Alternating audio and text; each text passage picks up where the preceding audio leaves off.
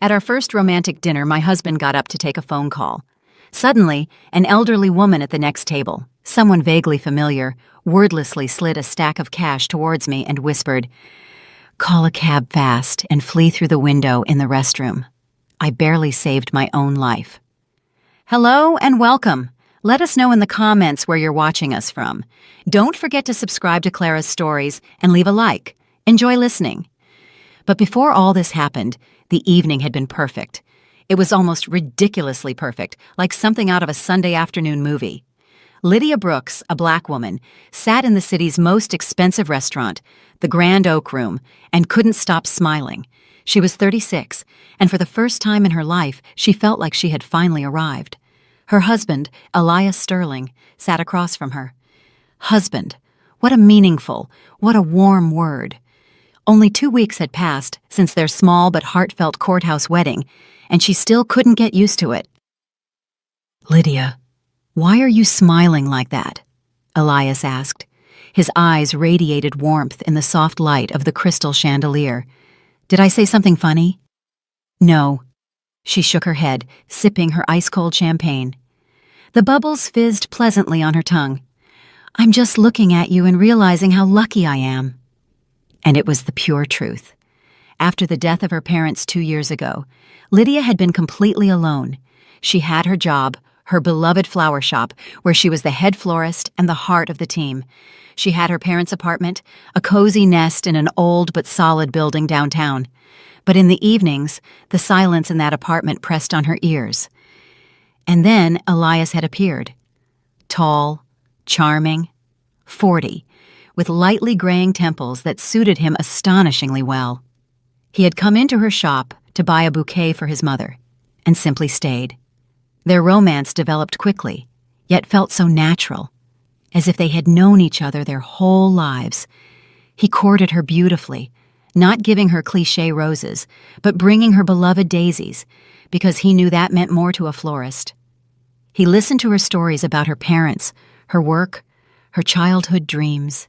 He seemed so reliable, so decent. "I was the lucky one," Elias countered, placing his hand over hers.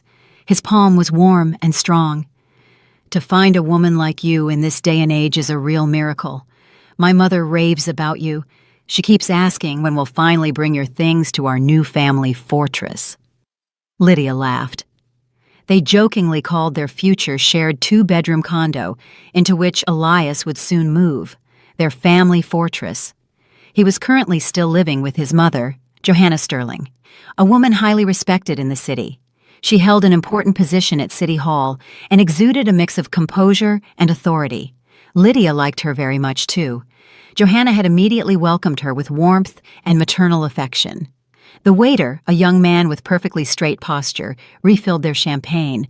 The restaurant manager, a solid man in his 50s, had already come to their table twice to personally ensure everything was to their liking.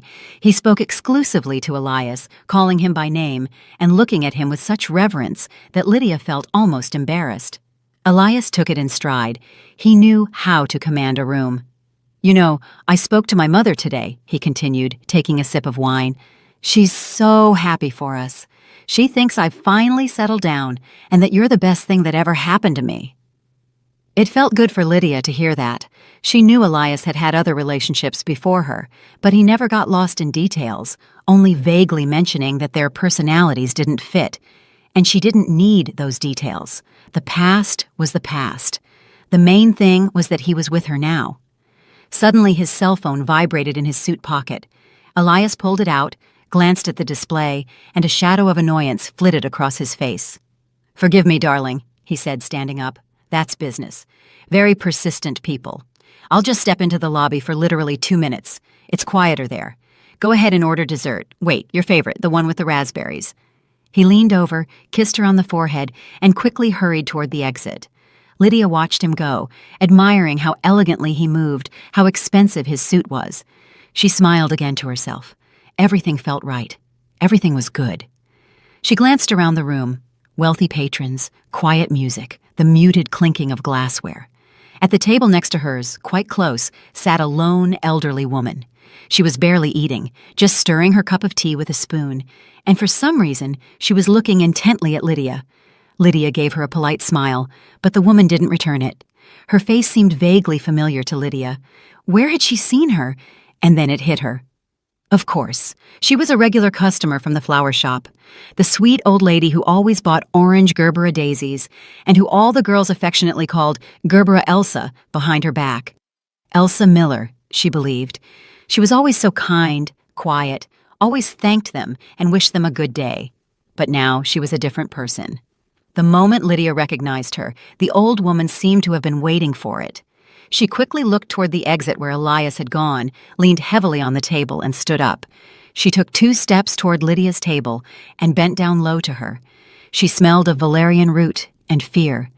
"Honey, listen closely," she whispered, her voice trembling. Her face was white as paper, and there was such terror in her eyes that a chill ran down Lydia's spine. The woman reached into her old handbag, pulled something out, and forcefully pressed it into Lydia's palm. It was a thick wad of bills, tightly wrapped with a rubber band. "He's a monster!" the old woman gasped. Her icy fingers gripped Lydia's hand like a vice. "My daughter married him. She's not alive anymore. Do you understand? She's gone. She's vanished. Quick, call a cab now and run through the window in the restroom. Run, honey, run!" Lydia froze. She sat thunderstruck with the bundle of cash in her hand, unable to utter a word. What nonsense! What daughter? Was the woman just confused? Had she mixed her up with someone else? "I think you have the wrong person," Lydia stammered. "No," the old woman breathed, her eyes welling up with tears. "I am not mistaken. Run!" She released Lydia's hand, quickly turned, and shuffled toward the exit. Lydia remained seated, staring after her. Her mind was in utter chaos. Was this a sick joke? A prank? But the money in her hand was real, and the terror in the woman's eyes was absolutely genuine. She looked up and saw the restaurant entrance, and at that moment, her heart skipped a beat, then began to pound wildly. Standing in the doorway were 2 men, 2 massive, bald guys in dark, ill-fitting leather jackets that completely clashed with the chic interior of the place. They weren't looking for a table. They slowly, predatorily scanned the room, and their gaze settled on her. They were staring directly at Lydia. She had never seen these men before. Elias had mentioned cousins, but these guys did not look like relatives at all. The threat was no longer the confused ramblings of a crazy old woman. It became real. It stood 30 feet away and looked her in the eye. Lydia stopped thinking. Instinct screamed louder than any rational thought. She jumped up, grabbed her purse, stuffed the cash inside, and knocking over a chair, rushed toward the corridor where the restrooms were located. She heard someone gasp in surprise behind her. She didn't care. The ladies' room. She flew inside, bolted the heavy door shut, and leaned her back against it, trying to catch her breath. Her heart hammered somewhere in her throat. What was happening here? My God, what was happening here? A cab? A window? The old woman's words pounded against her temples. She pulled her cell phone from her purse. Her hands trembled so badly that she dropped it several times on the tiled floor before she could press the taxi app icon. Address? What address? Not home. Absolutely not. To the shop. To work. The only place she felt safe. While the app searched for a car, she looked around. The window was small, frosted, right up near the ceiling. She climbed onto the marble vanity of the sink to look out. Her heart sank. The window had a grate, thick metal bars set into the wall. Her escape route was cut off. A notification popped up on her phone. A white Ford Focus, license number 730, was on the way. The car will be here in 3 minutes. 3 minutes. She jumped down to the floor. She had to use the main entrance. No matter what those 2 guys were doing, she would break through, run onto the street, get in the car, and drive away. She took a deep breath, mustered her courage, and turned toward the door. But as she reached for the bolt handle to open it, she saw someone standing in the doorway. Blocking the exit entirely stood the restaurant manager, Victor Sterling, the same man who had given Elias such a kind smile just 10 minutes ago. Now, not a shadow of friendliness lay on his face. He looked at her coldly, with undisguised contempt. "Excuse me, I need to get out," Lydia muttered, trying to move around him. "I'm afraid you'll have to wait a moment," he replied in a calm, indifferent voice, not moving from his spot. And then, from the corridor behind his back, she heard Elias's quiet, painfully familiar voice. "It's all right, Mr. Sterling. My wife is just a little worked up, tired after a long week. I'll talk to her myself." The manager nodded silently, stepped back from the doorway into the corridor, and pulled the door shut. Lydia heard the most horrible sound of her life. A dry, metallic click, the sound of a key turning in the lock from the other side. She was locked in. She was trapped, and outside the door, she could already hear the approaching footsteps of her husband. Lydia ripped at the handle. Once, twice. The door didn't budge. Heavy oak wood, it had become a prison wall. And beyond it, Elias's voice, so calm, so reasonable, as if soothing a capricious child. "Lydia, please open up. What happened? You scared me, Mr. Sterling. Don't worry.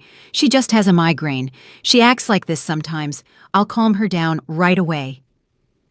Migraine. He was lying. He was lying so easily and naturally that cold sweat ran down Lydia's back. This man, her husband, was a complete stranger to her. Everything she knew about him, all that warmth, care, tenderness, it was all a lie.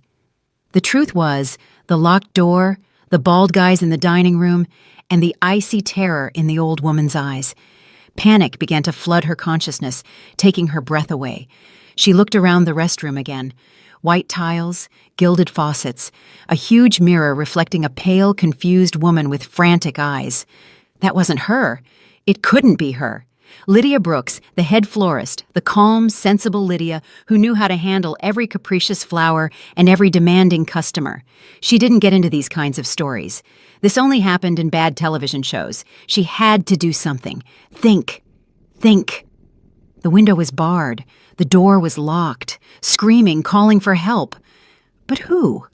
The manager was in on it with Elias. The restaurant patrons would only hear his concerned voice explaining that his wife had a migraine. If she started screaming and banging on the door, everyone would think she was hysterical. They would be led away by those so-called bald cousins, put into a car. And she didn't want to imagine what would happen then. Her gaze darted over the walls, searching for anything, any leverage, and she saw it. On the wall next to the door hung a small red box with a black button under glass. The fire alarm. For a second, she hesitated. This would be a scandal, a false alarm. But then she realized her life was already a scandal, and this alarm was the only thing that could save her. The decision was instantaneous, discarding all doubt. She wouldn't be a victim passively awaiting her fate. She would act.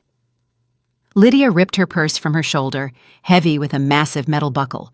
She swung with all her might and struck the glass with the buckle. The glass didn't give way. It only covered itself with a web of cracks.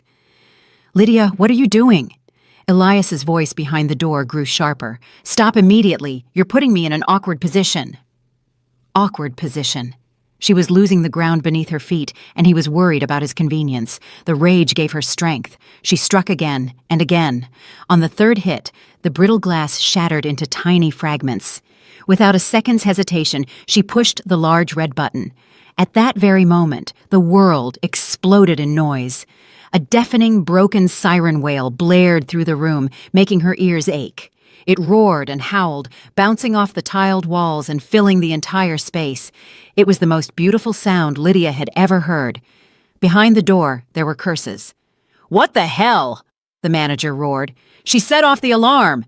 "Calm down. Everything is fine," Elias shouted, trying to drown out the siren's wail. "It's a false alarm, my wife." But no one was listening to him anymore. In the corridor, there were hurried footsteps, frightened women screaming. Chaos. That was her chance. And then, a new smell joined the deafening siren, a biting, bitter smell of smoke. It was coming from the ventilation system somewhere. Apparently, something had burned in the kitchen from all the commotion. But for Lydia, this smoke was a true gift from heaven. The panic in the restaurant reached its peak. Now, no one doubted that the alarm was real. "Open up, you idiot!" someone shouted at the manager. "We have a room full of people." Lydia heard the key grind in the lock again. She stepped back, fists clenched, ready to sprint. The door flew open. Standing in the doorway, red with fury, was the manager. Behind him, waiters scurried and guests screamed. He tried to say something to Lydia, to grab her, but she didn't give him the chance. She shoved him aside with all her might and burst into the corridor. The dining room was in sheer pandemonium. People were jumping up from tables, knocking over chairs and glasses. Women pressed napkins to their faces. The faint smoke that had only been a smell in the restroom had already turned into a translucent haze hanging beneath the ceiling. She saw Elias. He was standing in the middle of the room, looking around in confusion. He was looking for her. Their eyes met for a fraction of a second. In his gaze, there was neither warmth nor shame, only cold, calculating rage. He saw her and took a step in her direction, but it was already too late. Lydia plunged into the crowd, rushing toward the exit, oblivious to her path. She pushed and elbowed her way forward, ignoring indignant shouts. "Excuse me! Let me through, please!" Just outside, into the air, she ran down the grand staircase and greedily inhaled the cold autumn air. The siren continued to wail. Somewhere in the distance, the sound of a fire truck could already be heard. Lydia didn't wait. She ran down the steps and along the street, away from that cursed restaurant. She didn't look back. She knew if she turned around, she would see him, and her legs would simply stop obeying her. She ran for 1 block before she dared to stop. She turned the corner, leaned against a cold brick wall, and tried to catch her breath, suffocating with sobs. Her phone in her hand vibrated. A message from the cab service. A white Ford Focus was waiting for her. She looked around and spotted it by the roadside, a little further down the street. The driver, a middle-aged man with a tired look, eyed her with surprise as she jumped into the back seat. "Young lady, are you all right? You look like you're running from something." "I'm fine," Lydia gasped. "Please, drive faster." She gave the address of the flower shop. The car pulled away. Lydia leaned back and closed her eyes. The adrenaline began to subside, replaced by an icy emptiness. Who was Elias? What did he want? And most importantly, what had happened to the daughter of the old woman, Elsa? "She's not alive anymore." Those words echoed in her mind like a dull, terrible sound. She was silent the entire ride, watching the lights of the night city pass by the window.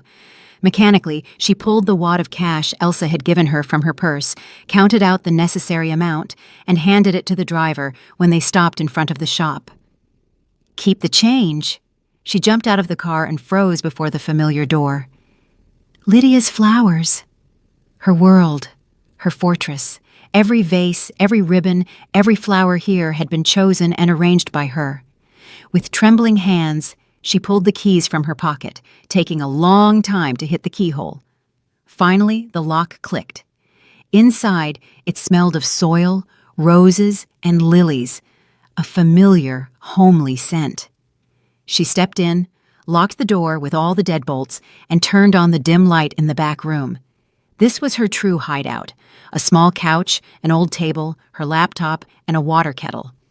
She sank onto the couch, and for the first time that evening, she began to tremble uncontrollably. She had to calm down, pull herself together. She sat like that, hugging herself, for about 10 minutes, until the shaking subsided slightly. What now? Go to the police? And what would she tell them? "Hello, my husband locked me in a restaurant bathroom, and an old woman gave me money and told me to run." They would laugh at her, dismiss it as a marital spat, telling her, "Deal with it yourself." She only had the cash Elsa had given her. All her savings, everything she had accumulated over years, was in her bank account. She urgently needed to secure it, transfer it to another account, another card, anywhere so Elias couldn't access it. She didn't know if he could, but after this evening, she was ready for anything. She turned on her old work laptop. It hummed for a long time, taking its time to boot up. Lydia opened her bank's website, entered her username and password. Her fingers disobeyed her. She had to repeat it several times. Finally, she was in her personal area. For a second, she felt relief. There it was, her account. All the money was present, down to the last penny.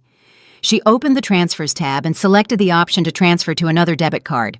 She still had an old payroll card she hadn't used in a long time, but its validity hadn't expired yet. She entered the number, the amount, everything down to the last penny. A confirmation text message arrived on her phone. She entered the code in the corresponding field and pressed transfer. A loading wheel appeared on the screen, spinning and spinning. Lydia held her breath. Suddenly, the wheel vanished, and a red notification popped up on the screen instead. A small, neat window with a few lines of text. Transaction denied. Your accounts have been temporarily frozen due to a report of suspicious activity. The report was filed by your lawful husband, Elias Sterling. Lydia stared at the laptop screen. The red letters of the notification glowed in the semi-darkness of the back room, burning the words into her brain. That word, the word that had seemed so warm and reliable just an hour ago, was now a brand, a steel trap snapping shut on her life. He had thought of everything, calculated everything.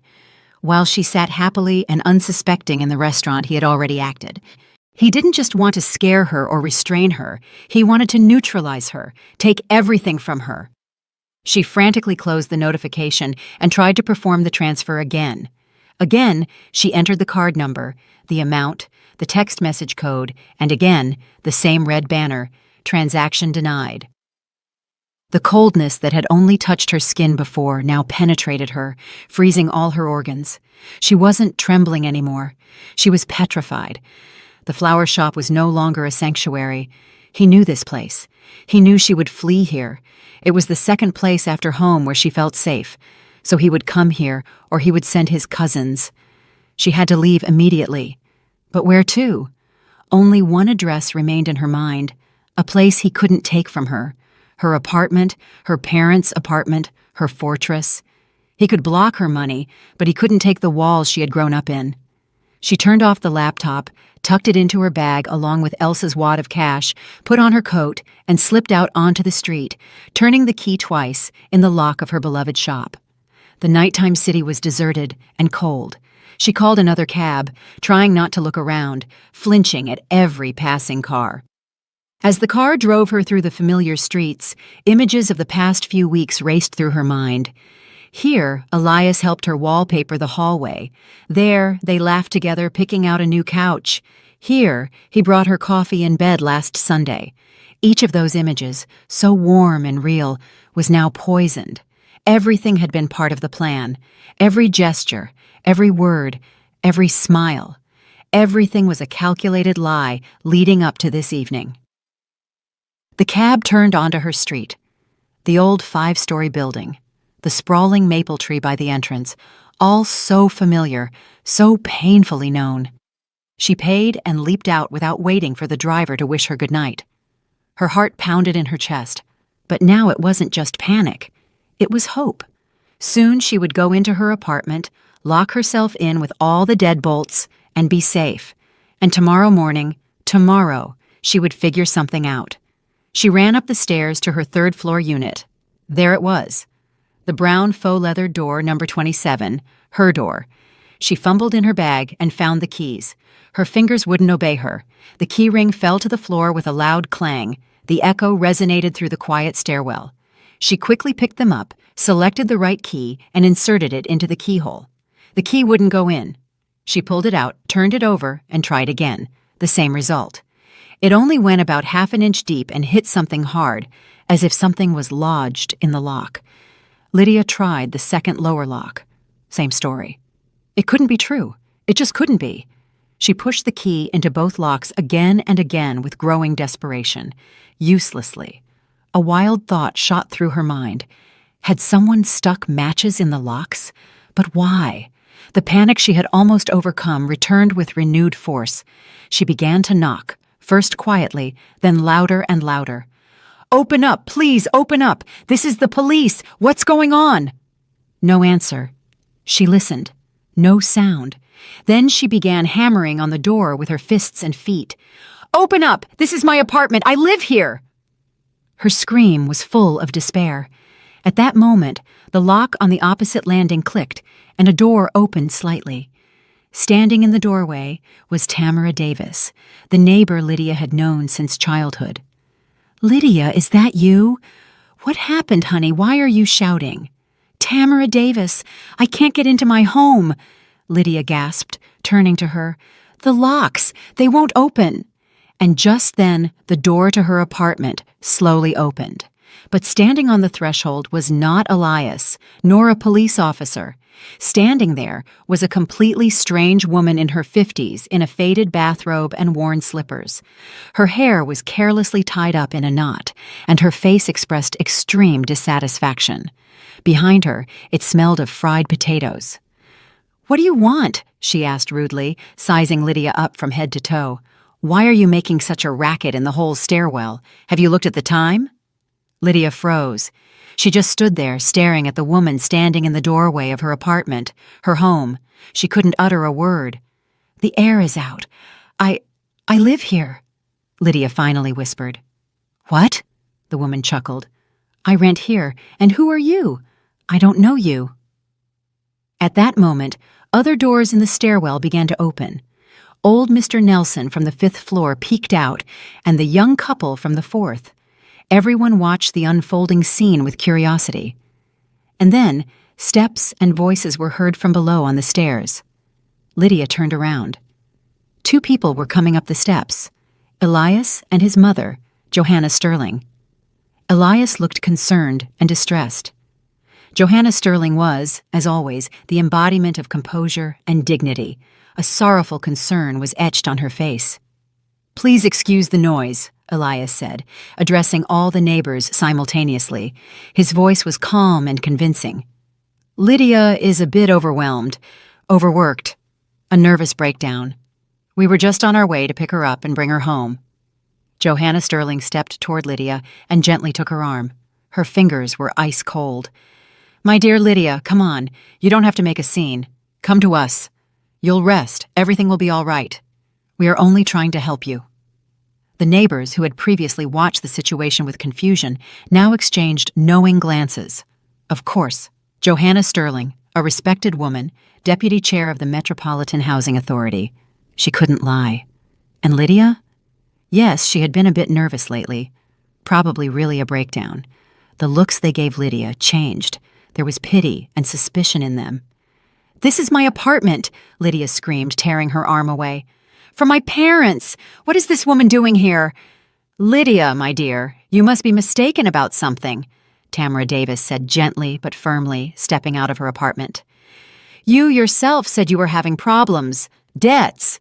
It's probably embarrassing for you, Lydia, to suspect such a respected woman as Mrs. Sterling. She only wants to help you." Elias sighed sadly, as if it pained him deeply to have to explain all this. "Tamara, you're right. Lydia had some financial difficulties. To prevent creditors from seizing her apartment, we temporarily transferred the rights to my mother. It's just a business arrangement to protect her property. And while we resolved the problems, my mother officially rented the apartment to this woman so it wouldn't stand empty. Everything is completely legal." The woman in the bathrobe immediately confirmed, Yes, I rent from Mrs. Sterling. I have a contract, all official." This was such an outrageous, brazen lie that Lydia was momentarily stunned. "What creditors? What debts? You're all lying!" she screamed, her voice cracking. "I haven't transferred anything. I haven't signed anything." Elias looked at her with deep sadness. Then he turned to his mother. "Mom, I didn't want to do this in front of everyone, but I guess I have to. She leaves me no choice." He calmly opened the expensive leather briefcase he held and pulled out a neat folder. From the folder, he withdrew a document, an official form, several stapled sheets. "Here," he said, holding the document so all the neighbors could see the notarized sales contract. He walked up to Lydia and unfolded the last page in front of her face. "Look, Lydia, you simply forgot." She lowered her eyes and saw it. At the bottom of the page, beneath the lines of official text, was her signature. Clear, sweeping, painfully familiar. Brooks. Lydia. And at that moment, a memory flashed through her mind. 2 days ago in the evening, they were sitting on the couch with Elias watching a movie. He came to her with a stack of papers. "Sweetheart, This is for the utilities, for the registration. Lots of formalities after the wedding. I need your signature in a few places so I can run to the offices myself without bothering you." She had been happy. She had trusted him. Without looking, she had signed everything he had presented to her at the marked spots. The signature wasn't forged. She herself had signed the verdict with her own hand. She had given this man her home. The paper was right in front of her face. Lydia stared at her signature, at those familiar, handwritten letters, and the world around her ceased to exist. The sounds vanished. The judging whispers of the neighbors, the sympathetic voice of Johanna Sterling, the disapproving sniff of the woman in the bathrobe. All of it became a distant, incomprehensible buzz, like the sound of the ocean in a seashell. She only saw her signature, the signature that had crossed out her entire life. She herself had given them her home with her own hands, with a smile on her face. "See, darling?" Elias's voice penetrated the ringing silence in her head. "You just forgot. Overwork. No problem. Come to us, have some tea, get some rest, and everything will be fine." Johanna Sterling took her arm again. This time, her grip wasn't gentle. It was iron. It was the grip of a jailer. "Come, Lydia. Don't be stubborn." And at that moment, her petrification gave way. It was replaced by an animal, primal fear, going with them into their house after all that had happened. Elsa's words from the restaurant. "My daughter married him. She's not alive anymore." They struck her head like a club. If she went with them now, she wouldn't be alive either. She tore herself away with all her strength, ripping her arm free from Johanna Sterling's iron grip. "Don't touch me!" she screamed, backing away toward the stair railing. Her movement was so sudden that both Elias and his mother were confused for a second. That second was enough for her. She turned and rushed down the stairs, ignoring the steps, leaping over 2 steps at a time, clinging to the cold railing. "Lydia, stop!" Elias yelled after her. In his voice there was no more feigned concern, only a nasty, commanding snarl. "I said stop!" She didn't listen. She ran past her floor, past the second, past the first. She heard them starting to stomp upstairs as they took up the chase. The heavy front door slammed shut before her nose. She pushed it open with all her might and stumbled out onto the street into the damp night chill. She ran without looking back. She didn't know where, only forward, away from that yard, away from those windows that had been her home just this morning. The wind whipped her face, tears blurred her eyes and mixed with the light drizzle. She ran several blocks until her lungs burned. Only then did she stop, hide in a dark alley between the buildings, and slide down the wall, choking on sobs. She had nothing left. No home, no money, no husband whom, it turned out, she had never known. She was alone in this huge, cold city, humiliated in front of her neighbors, painted as a crazy hysterics, homeless. She sat in that alley for maybe an hour, trembling from the cold and despair. Gradually, the sobbing subsided, leaving behind only a dull, nagging pain. She had to do something. She couldn't stay on the street. She remembered the money in her bag, Elsa's money, the only thing she had left. She pulled out her phone. The screen was wet with rain. Where should she go? A hotel was too expensive. She didn't know how long she would have to make this money last. She searched the internet for cheap hostel. The phone displayed several addresses. One was relatively close, at the other end of downtown. She called a cab, tried to speak as calmly as possible, and stepped out onto the street into the icy wind. The hostel turned out to be a shabby place with a worn-out sign. Inside, it smelled of dampness and chlorine. A sleepy administrator took the money for one night without asking many questions and gave her the key to a tiny room with an iron bed and a nightstand. The window faced the blind wall of the neighboring building, but Lydia didn't care. There were walls here and a lock on the door. She locked herself in, sat down on the squeaky bed, and pulled out her phone again. She scrolled through her contacts, not knowing who to call. A friend? What would she tell them? That her husband was a fraud who had taken her apartment 2 weeks after the wedding. They wouldn't believe her. They would think she had gone crazy, just like the neighbors.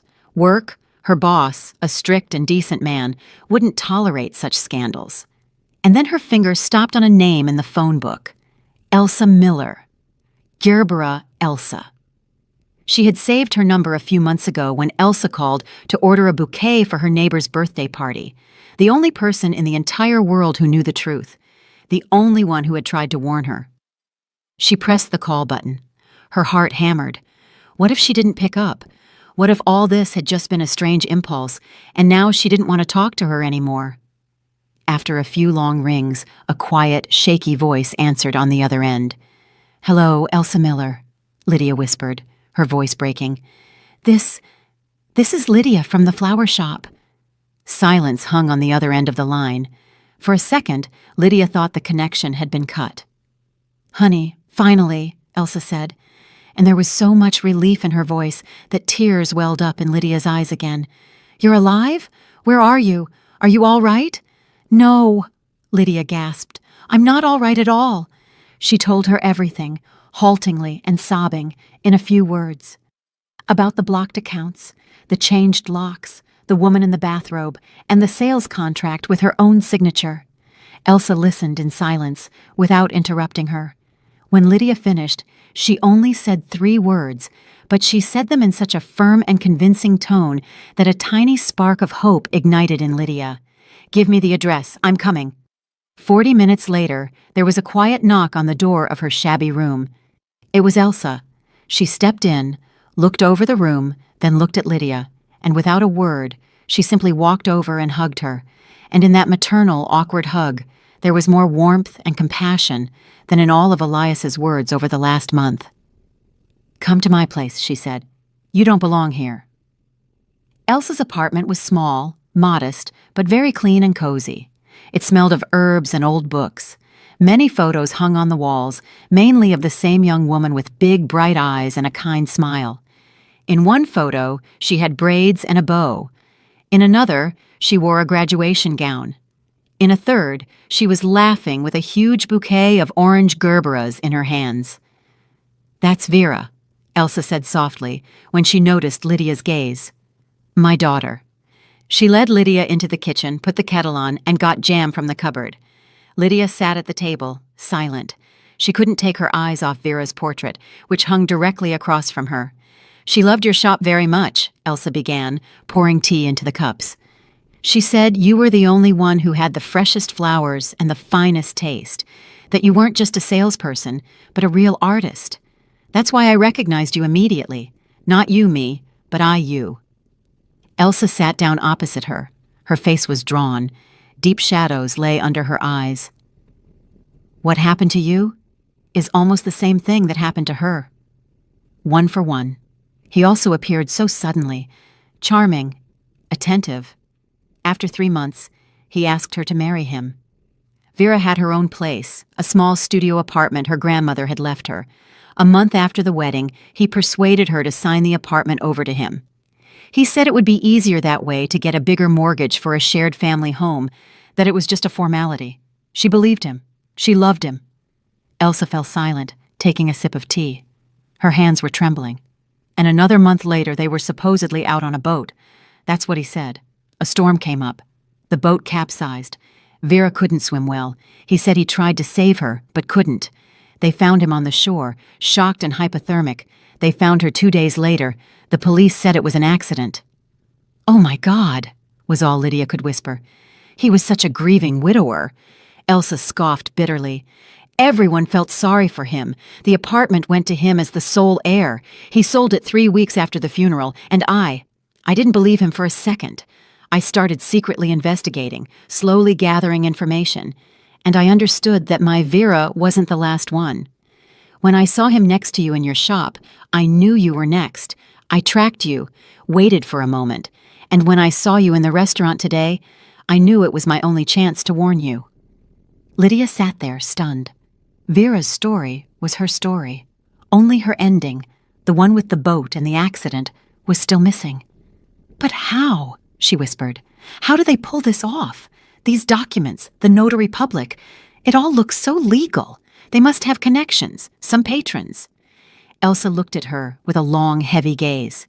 "Patrons, that's exactly the point. He is not alone. He's just the bait, the handsome face. The entire operation is run by his mother, Johanna Sterling." Lydia could hardly believe it. But she's such a respected woman. She seems so caring. That's a mask, Elsa countered sharply. Do you know what she really does? All her public activities are just a facade. Johanna Sterling, Deputy Chair of the Metropolitan Housing Authority. Lydia froze, clutching her cold cup. Housing Authority.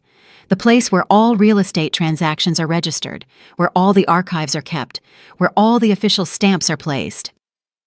She has access to all the databases, Elsa concluded, her voice sounding like a verdict. She has all the necessary forms, all the stamps, and all the authority to make any forged contract look like a perfectly legitimate document. She can make it look like your apartment never belonged to you, and no one will believe you because she is the power. Elsa's words hung in the air of the small, dimly lit kitchen. Housing Authority, Deputy Chair. Every detail that had seemed strange or suspicious before now fit together, forming an outrageous but perfectly logical picture. The submissive behavior of the restaurant manager, Johanna Sterling's calm confidence in front of the neighbors, the perfectly filled-out, notarized contract that appeared from her briefcase. All of it was not coincidence, but links in a chain forged in the corridors of power. So that's how it is, Lydia whispered into the void. This is the perfect crime. Exactly, Elsa nodded, her face even more sunken. She has everything. Power, reputation, access to documents. She can create any paper, confirm any lie. And Elias is her handsome facade, her tool. He finds lonely women with property. He gains their trust, and then it's just technique. Her technique. Lydia stood up and began pacing the kitchen. The passive despair that had held her captive in the hostel was gone. It was replaced by a cold, ringing anger. She had been betrayed, used, thrown out of her own life like a useless thing, and all with a smile on their faces, in front of everyone, while she herself was framed as the culprit. "We have to go to the police," she said, stopping abruptly. "We have to tell them everything. Vera's story, my story. They have to listen to us." "They will listen to us," Elsa replied bitterly. "They'll take everything down in a report, and then they'll make an inquiry. Where to?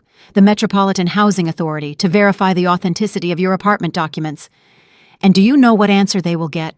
They'll get an official response with a signature and a stamp that citizen Lydia Brooks voluntarily, in sound mind and full awareness, sold her apartment to citizen Johanna Sterling, and they will attach a certified copy of the contract. They will dismiss all your words as the slander of a respected public official. At best, they will just wave us away. At worst, they will open a case against you." Every word from Elsa was a nail hammered into the coffin of her hopes. She was right. Against an official document, their words counted for nothing. They were just two women, one insane with grief, the other an unstable hysterics. "So we need proof," Lydia pressed. "Irrefutable proof, something they can't refute, something that proves these are not isolated incidents but a system. Where are we going to get that?" Elsa sighed. She has all the documents. All the threads converge with her. Lydia sat back down at the table. She thought. She had to think. Who? Who could help her? Someone close, but not part of this nightmare. And only one name surfaced in her mind. Val. Valerie Jenkins. Her assistant. Her friend from the flower shop. Val was quiet, even a little timid, but she was an honest and decent person. She had known Lydia for many years. She certainly wouldn't believe the nonsense about a nervous breakdown and creditors. Maybe she could find something out, hear something. After all, Elias had often stopped by the shop. Maybe he had said something when Lydia wasn't around. Every little thing, every detail could be a clue. That was the only chance. "I have to meet someone," Lydia said decisively. "My colleague, Val." "That's dangerous, honey," Elsa shook her head. "They might be watching your friends, the shop." "I'll be careful," Lydia promised. "I'll call her from your phone and arrange a meeting in a quiet spot. She's my only hope." She dialed Val's number. Val answered almost immediately. Her voice sounded worried. "Lydia? Thank goodness. What happened? Your Elias was here this morning, looking for you, saying you ran away from home, that you were unwell. I was so worried." "Val, I'm fine. I urgently need to talk to you. It's a matter of life and death. But please, not a word to anyone. Can you meet me in an hour, somewhere in the park behind the market?" "Yes, of course," Val answered without hesitation. "I'll be there." An hour later, in Elsa's old coat and with a scarf tied around her head to make her harder to recognize, Lydia stepped onto the street. She decided to take a slight detour to the meeting place, past her shop. She wanted to at least catch a glimpse of her little world, which she had also lost. As she approached the familiar street, she saw something unusual from a distance. A small crowd, 10 to 15 people, stood at the entrance to her shop. She saw a car with the logo of a local newspaper. Beside it stood a photographer with a large camera. Lydia's heart clenched painfully. She moved closer, hiding behind the onlookers, and saw something that made her feel nauseous. In the center of the crowd, under the camera flashes, stood Johanna Sterling. She wasn't wearing house clothes, but a severe business suit with a perfect hairstyle. She was giving an interview. Beside her stood a young journalist with a notepad. She spoke in her typical voice, the voice of a public figure concerned about the city's well-being. "That's why working with the citizens is so important," she was proclaiming. "We at the Housing Authority strive to be closer to people, to solve their urgent problems. Take, for instance, this wonderful flower shop here. We help small businesses. We support entrepreneurs." Lydia listened to this nonsense and couldn't believe her ears. She had come here, to her shop, to put on a show against the backdrop of Lydia's misfortune. What blatant hypocrisy. And at that moment, Johanna Sterling seemed to sense her gaze. She looked up and saw directly through the crowd to her. Her eyes narrowed for a fraction of a second, but immediately a wide, joyful smile appeared on her face.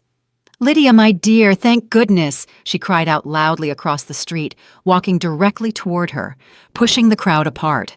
Lydia froze like a rabbit before a snake. It was too late to run. Johanna came very close and grabbed her hands.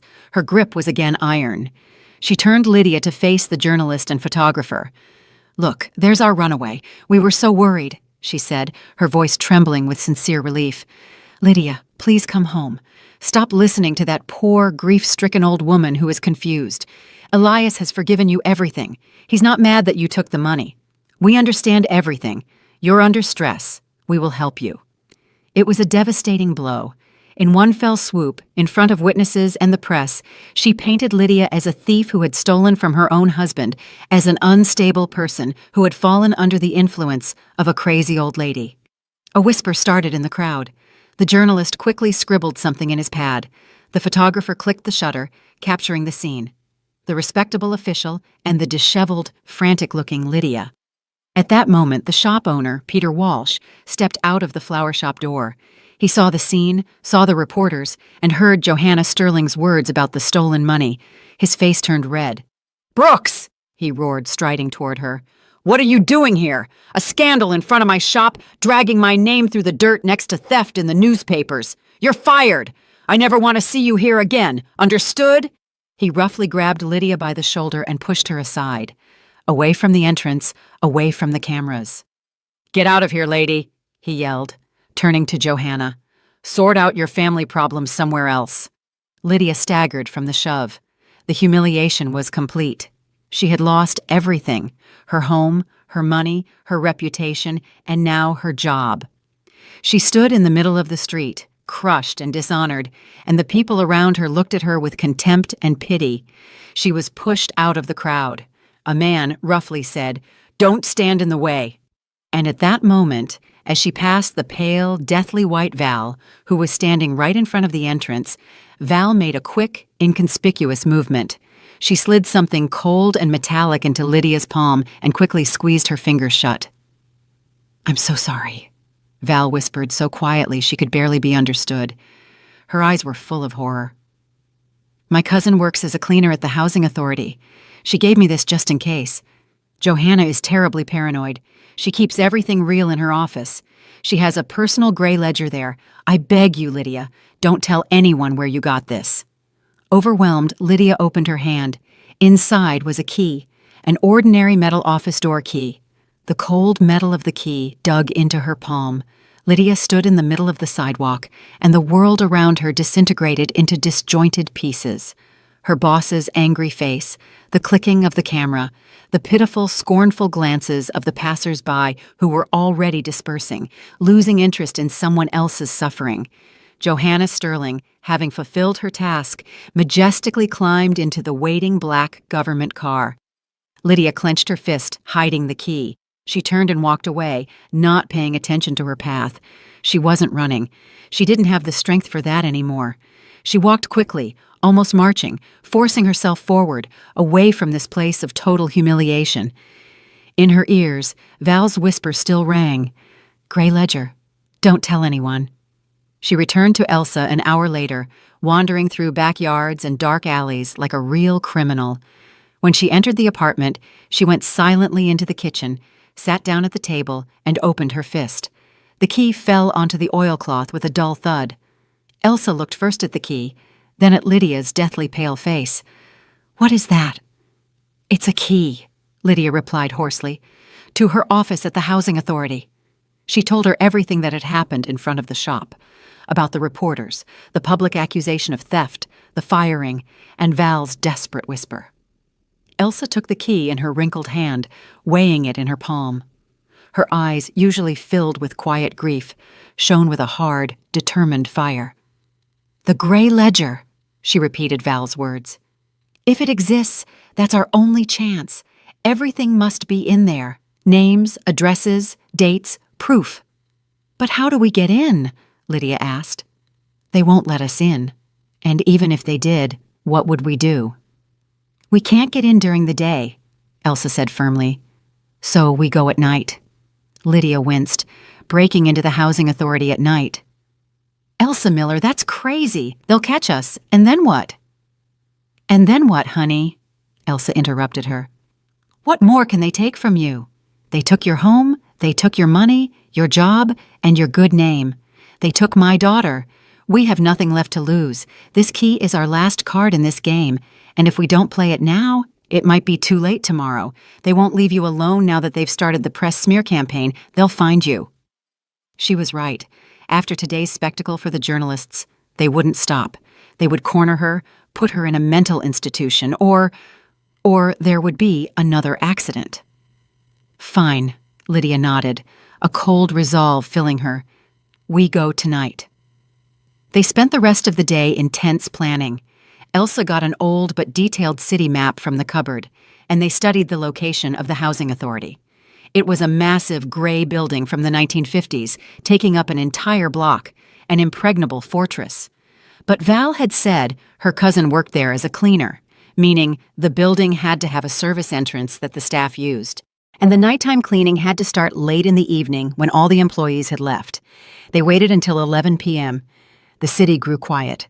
They put on dark, inconspicuous clothes. Lydia put the key in her pocket, and it reminded her like an icy burden of the madness of their undertaking. They walked, avoiding well-lit streets. The housing authority building looked even more sinister at night than during the day. A dark monolith with rarely lit windows on the upper floors. They circled it, and as expected, found an inconspicuous metal door in the inner courtyard. Trash containers stood next to it. They hid in the shadows and watched. Around midnight, two women in work overalls approached the door. They were smoking and talking, and one of them wedged the door open with a brick so it wouldn't close and disappeared around the corner, presumably to her post. That was their chance. Lydia's heart pounded like crazy. She and Elsa exchanged glances, slipped out of the shadows, and darted through the ajar door. Inside, a long, dimly lit corridor that smelled of chlorine awaited them. The hum of a floor polisher could be heard somewhere at the end. On tiptoes, they moved in the opposite direction, toward the central part of the building. The corridors were empty and echoed. Every step they took created a sound. They passed endless doors with signs: Department of Privatization, Legal Department, Archives. Johanna Sterling's office was on the third floor. The sign on the door read, "Sterling, Johanna, Deputy Chair." Lydia pulled out the key. Her hands trembled so much that she didn't hit the keyhole right away. She held her breath and turned the key. There was a quiet, almost silent click. They stepped inside and firmly closed the door behind them. The office was immaculate, not just tidy, but absolutely perfect, like something in a magazine. A huge polished desk of dark wood, on which there was not a single speck of dust. An expensive leather chair, perfectly straight stacks of paper on the edge of the table. A pencil holder with sharply sharpened pencils. No personal items, no family photos, just cold, flawless order. "Search," Elsa whispered. They began the search quietly, careful not to make a single sound. Lydia tackled the desk drawers. Everything was in its place. Folders with official documents, office supplies, a notebook written in clean, fine handwriting, nothing resembling a gray ledger. Elsa checked the massive bookcase. On the shelves were law books, collections of statutes, reference works, no secret books, no hidden compartments. 20 minutes passed. Their despair grew. Had Val been wrong? Or did Johanna keep it somewhere else? Elsa walked over to the wall opposite the desk, annoyed, and tapped lightly on it with her knuckles. "Hollow." "All empty," she whispered in frustration. Lydia looked up and saw that wall. It was Johanna Sterling's Wall of Fame. It was covered in plaques, thank you notes, and framed photos. Here, she shook the mayor's hand. Here, she spoke at a forum. Here, she received an award for her impeccable service. And then Lydia noticed a detail that only the eye of a florist, accustomed to perfect symmetry and compositional harmony, could notice. One of the photos, the largest one, in which Johanna Sterling stood next to the county executive, hung ever so slightly crooked, literally by a few millimeters. In this realm of perfectionism, such a small thing seemed impossible. "Wait," Lydia said, walking to the wall. She reached out her hand, and instead of just straightening the frame, she took it with both hands and pulled lightly. And she felt the frame give way with a faint click. It wasn't a photo. It was a door. The door to a small safe embedded in the wall. Elsa gasped. The safe was small and had a combination lock, a round dial with numbers. "The code," Elsa breathed. "We'll never crack that." But Lydia wasn't listening. She looked at the wall next to the safe. There, among other awards, hung a heavy bronze plaque in a frame. Metropolitan Housing Authority, founded in the year 1955. Paranoid people, as Val had said, didn't use random numbers. They used something they would never forget. What could be more significant to Johanna Sterling, whose entire life was built around this place, than the founding date? Lydia reached for the dial. Her fingers slowly turned the knob with clicking sounds. 1, 9, 5, 5. Inside, something clicked dully. Lydia pulled the small handle. The heavy metal door yielded and opened silently. Inside, on the single shelf, lay a small but thick gray ledger in a sturdy gray cover, completely blank. Lydia took it out with trembling hands and placed it on the table. She opened the first page. Her breath caught. This was more than just proof. It was a verdict. The book was neatly divided into columns: name, object address, perpetrator, status, notes. In the perpetrator column, the same name was written everywhere: Sterling, E.J. The first entry, the second, the third. Under number 3, Lydia saw a familiar address. The address of Vera, Elsa's daughter, small studio apartment. In the notes column, it was short and cold. Accident, property realized. She frantically flipped through. The 4th entry, the 5th, the 6th, the 7th. There were 8 in total. 8 apartments, 8 marriages or business agreements with Elias, 8 fates, next to which were notes: vanished without a trace, overdose, traffic accident.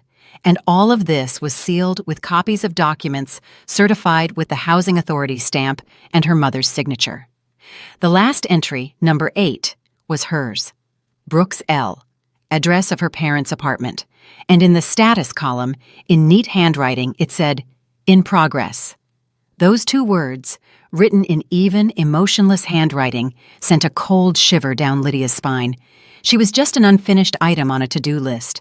Her life, her home, her future, all of it. Elsa looked over her shoulder. She saw her daughter's name, the short note about the accident, and a quiet, suppressed sound escaped her chest.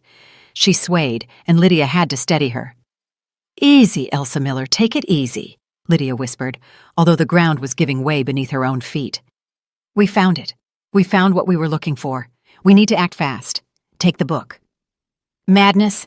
They'll notice it's missing immediately. We need to copy it. The whole thing, front to back, the phone," Lydia commanded herself.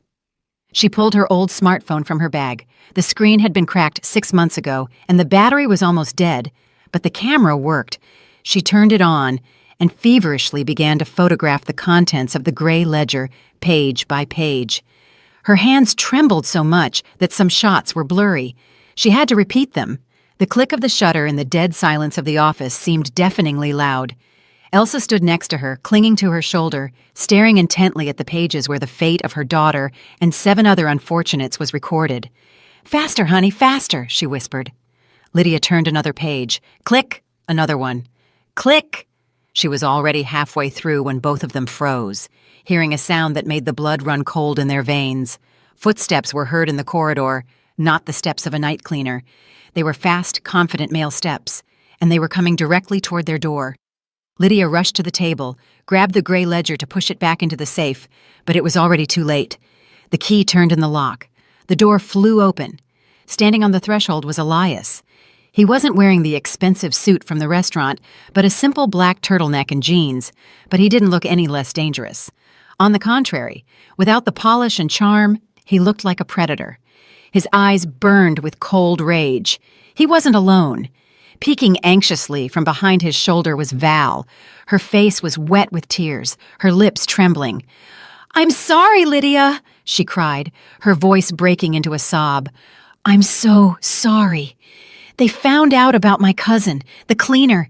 They threatened my whole family. I didn't mean to."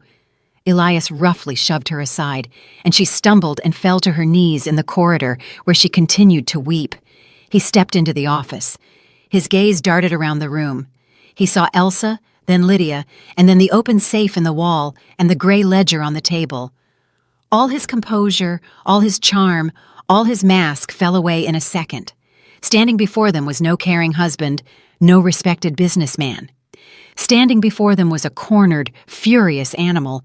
"You," he hissed, and there was so much hatred in that word that Lydia instinctively took a step back. "You 2 old women ruined everything, everything." He lunged forward, not at Elsa, but at Lydia.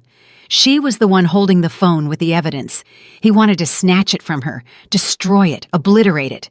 He was strong and fast. He grabbed Lydia's wrist and twisted it with such force that she screamed in pain. The phone flew onto the floor. With his other hand, he buried his fingers in her hair. "You'll regret the day you were born," he snarled directly into her face. And at that moment, what he hadn't expected at all happened. The quiet, frail old woman, Elsa, who barely seemed able to stand, turned into a fury. There was no fear on her face, only wild, maternal rage over her destroyed daughter. She grabbed the heavy glass water carafe from the polished table and slammed it with all her might onto Elias's head. There was a dull, wet thud. The glass didn't break, but the blow was terrible. Elias's eyes widened in surprise. The grip in Lydia's hair loosened. He staggered and crashed onto the carpet like a sack, releasing her arm. "Run!" Elsa screamed, grabbing Lydia's arm. Lydia, beside herself with shock, bent down, snatched the phone from the floor, and rushed out of the office with Elsa. They ran past Val, who was weeping in the corridor and didn't even raise her head. "Security!" They heard Elias's hoarse cry behind them. He was already coming too. "Third floor, stop them!" They rushed toward the staircase. "Down! Just down!" They ran, leaping over steps. Their footsteps echoed loudly in the night silence. From above, they could already hear the pounding of multiple feet. They ran to the first floor, to the main exit, huge glass doors that were always open during the day, but now a heavy chain and a padlock hung on them. They were trapped. Behind them, screams were already heard from the stairs. "They're here! Block all exits!" "This way!" Elsa gasped, pulling Lydia by the sleeve. She pushed her toward an inconspicuous door under the stairs. A sign hung on it, "Utility Closet." The door was unlocked. They stumbled inside, into the narrow closet crowded with buckets and mops. It smelled of dampness and chemicals.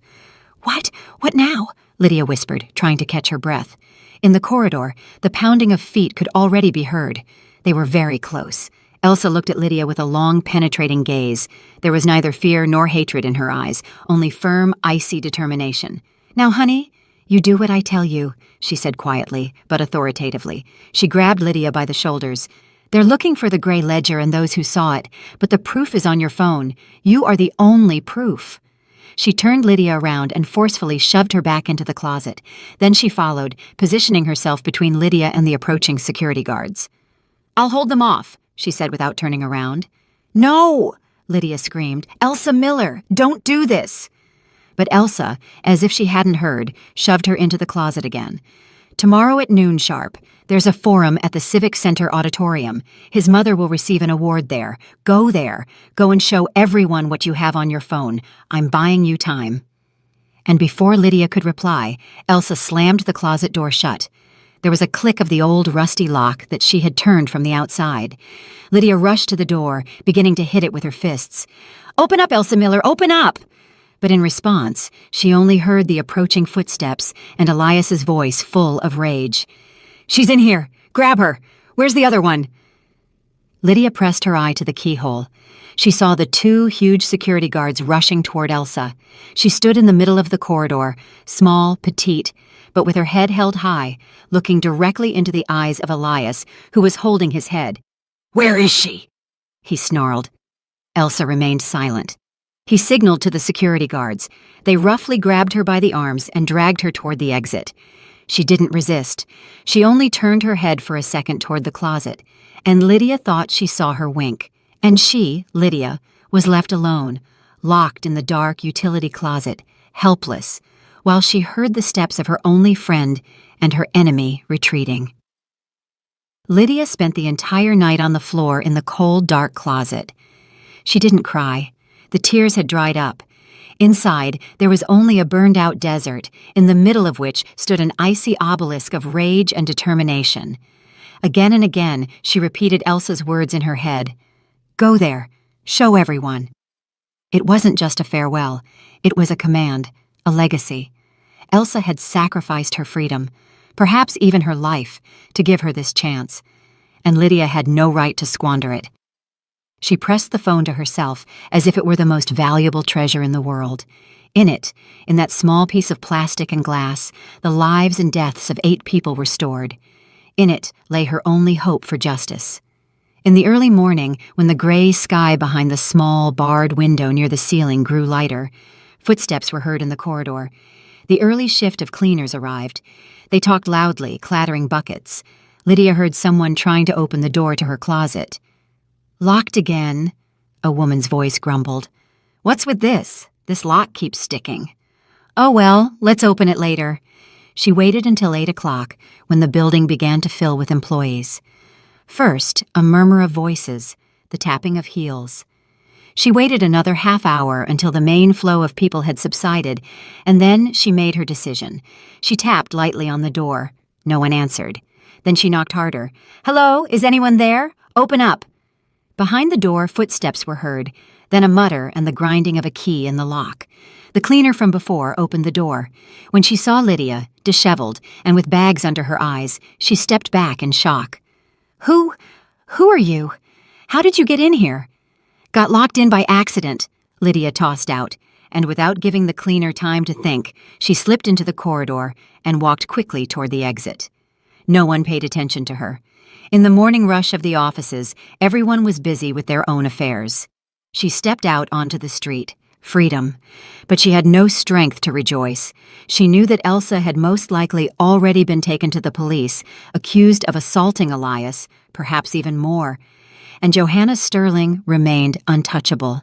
Today, she would be center stage, accepting an award as a pillar of the community. This thought gave Lydia strength. She had only a few hours left. She ran, and she didn't hide. She began to act.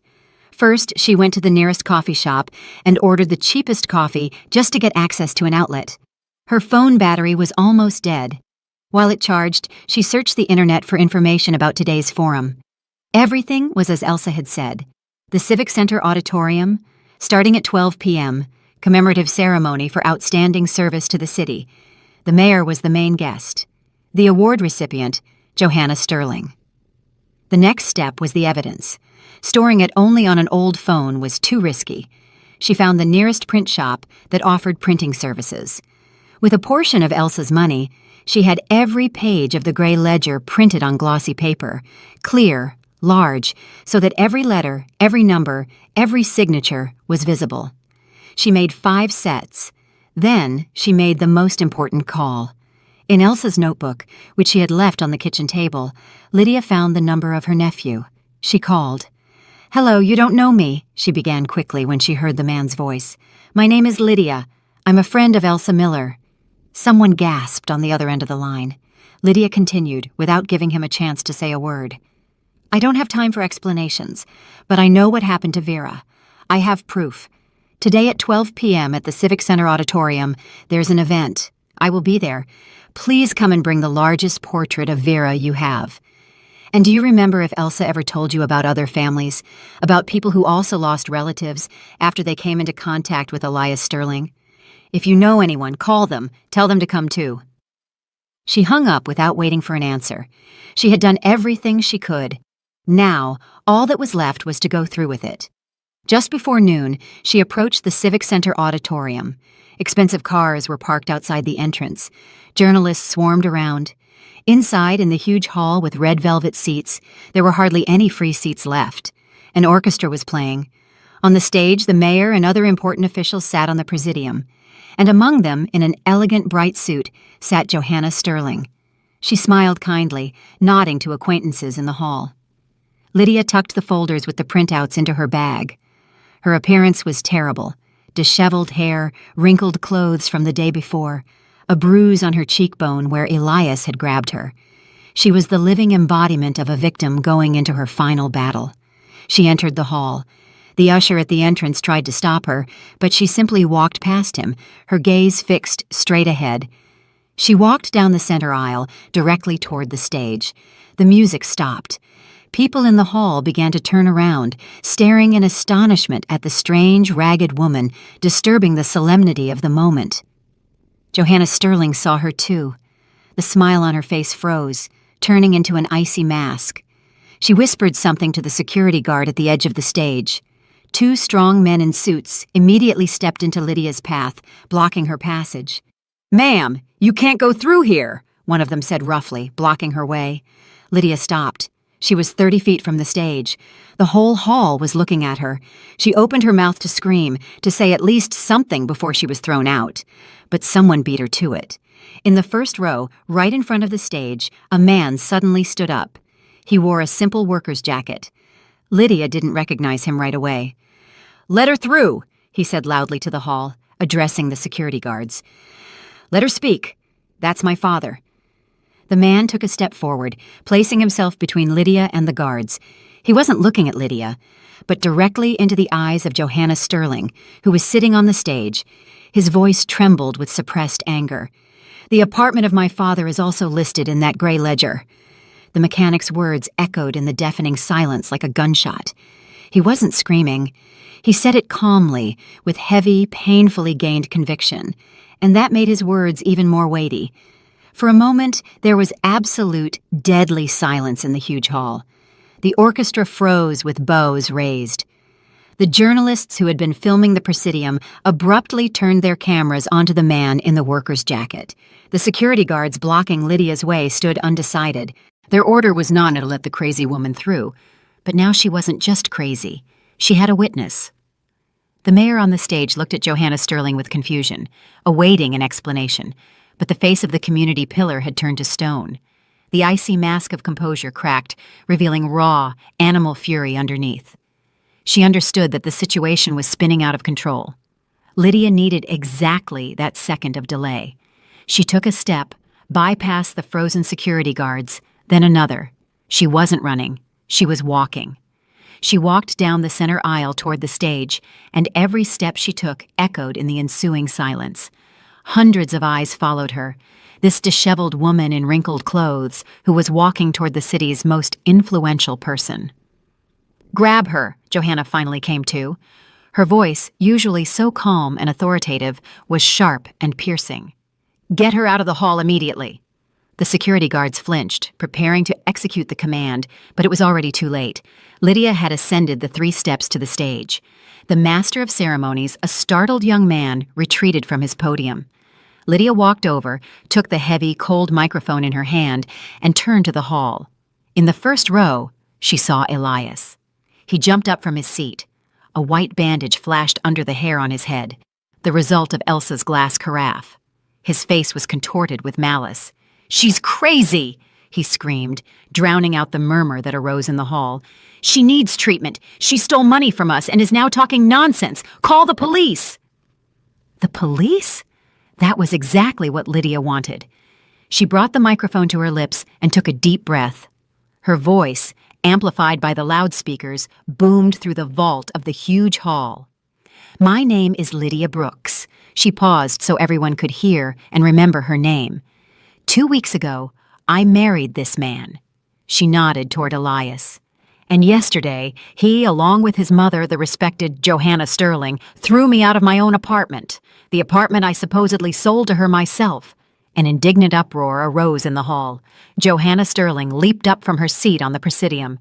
"This is slander, lies," she screamed. "I will sue." "You certainly will," Lydia replied calmly. She raised one of the folders she was holding.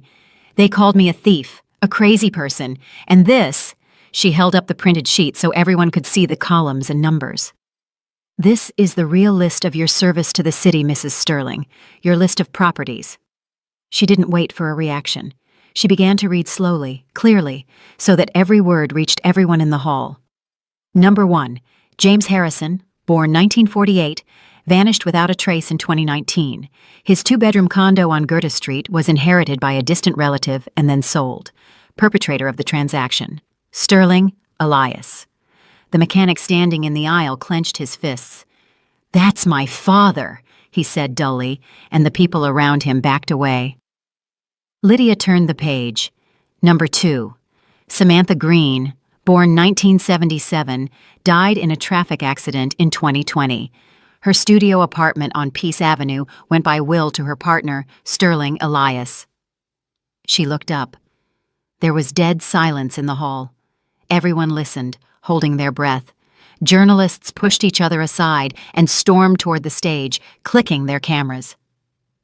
Number 3, Vera Jones, born 1988. Lydia paused, and her voice trembled. "Drowned, accident in the year, 1 month after marrying." She couldn't finish speaking. At that moment, the back doors of the hall flew open with a crash, and people appeared in the aisle, Elsa's nephew and several others. And over their heads, they carried a large, black-framed portrait of a young, smiling woman with huge, bright eyes.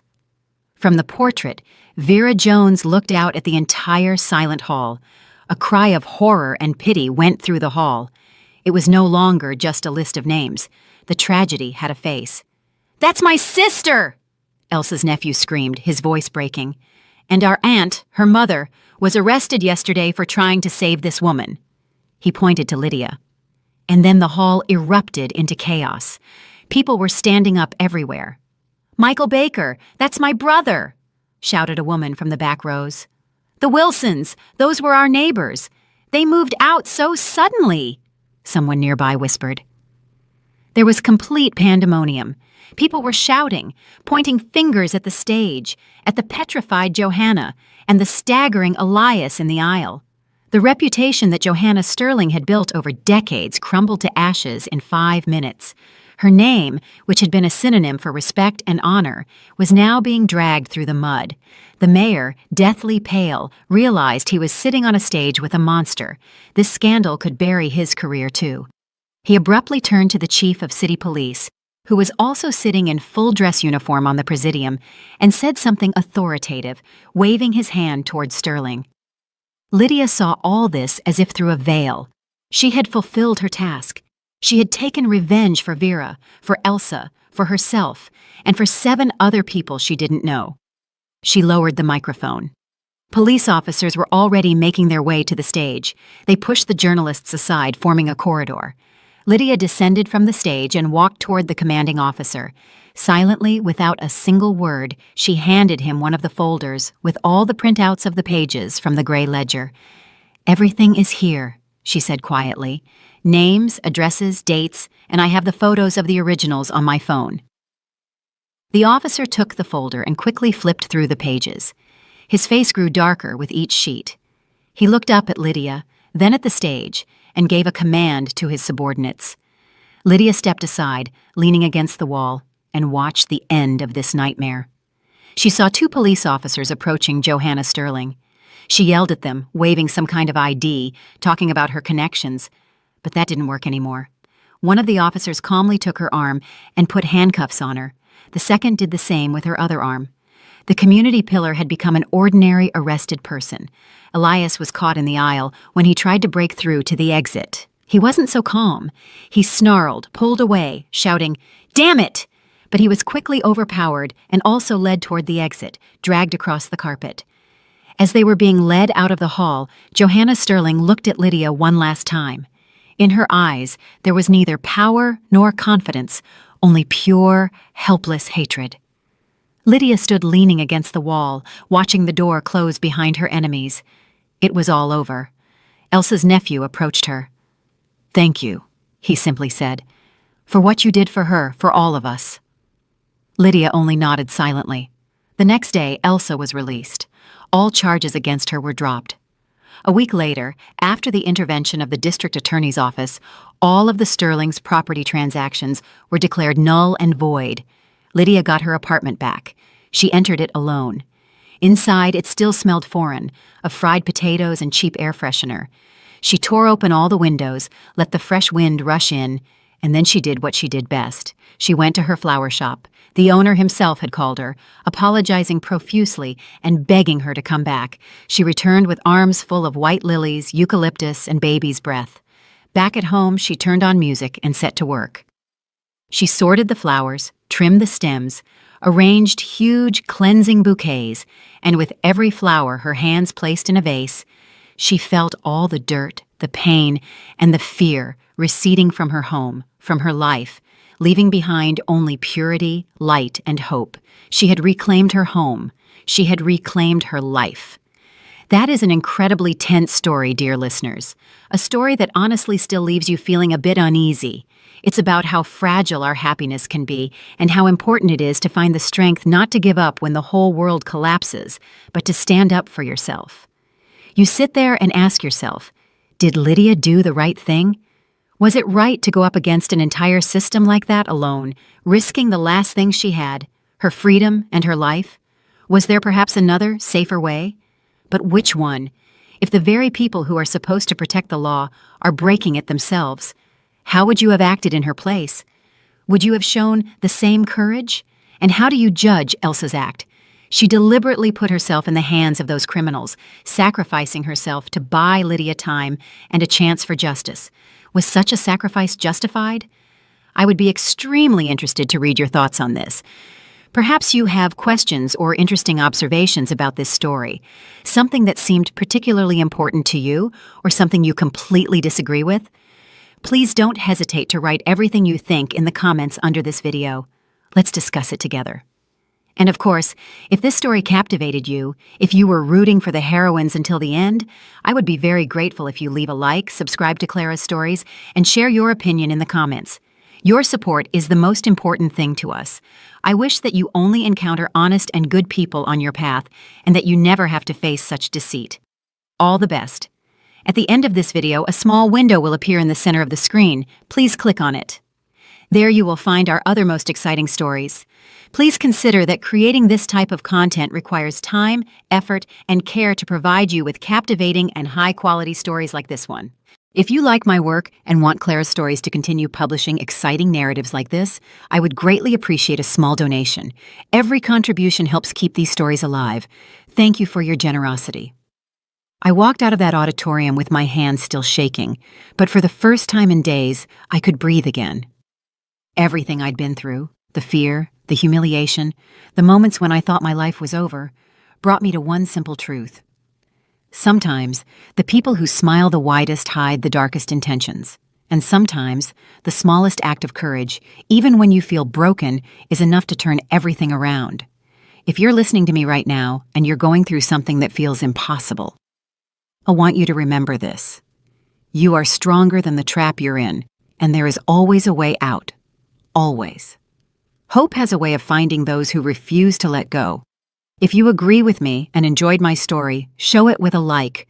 Let's see how many we are. And I'm curious, what city are you listening from and what time is it there? Tell me in the comments. If you want to help me keep sharing these emotional, gripping stories every day, even a small donation truly keeps the channel alive. For more life stories like this, feel free to explore my other videos and subscribe. On your screen, you'll see 2 new stories I'm sure you'll enjoy. Just click one and dive right in. Love to you all.